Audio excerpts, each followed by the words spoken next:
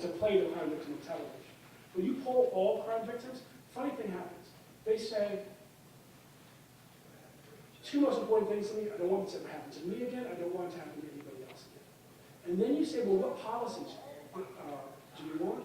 And they say simply, the policies, and they won't describe them, and it gets back to education and training and all this stuff. It's essentially, the policies that will make it the least likely that they'll do this to me again or to somebody else. That's how we should be using our time in prison. We know what actually leads to people having a better chance of reentry.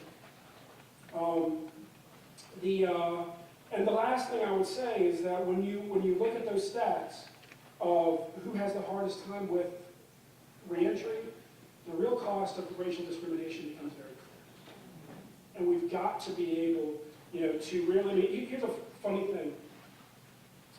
In discrimination and low-wage work, a white man with a criminal record has a very tough time. But a black man with a criminal record is almost statistically impossible. And part of that's because a black man with no criminal record actually has a harder time than a white man with a felony record.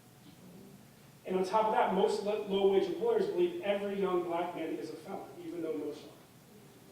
Which means that you've got to wonder if they look at that young black man who says he's not a felon because he isn't a felon, and think, oh, he's just being dishonest. And so that's the quandary that we have to deal with as a society. But again, if we approach governing the state as if all our kids are all our kids, if we approach governing this state with the impatience that anybody who's locked out of a job for any reason deserves, their government to be impatiently on the side of them.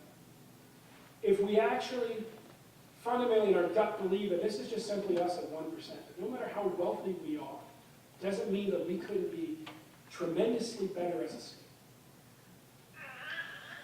We can create a state that makes us proud to be the Democratic leaders of the Democratic Party. Thank you, and God bless.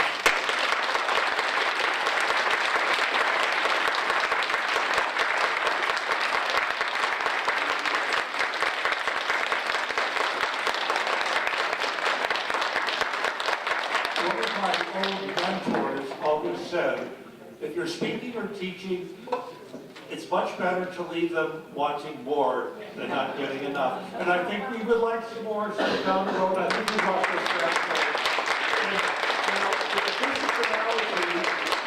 Objects in motion tend to stay in motion. Objects at rest tend to stay at rest. Well, the Democrats in Washington County are in motion.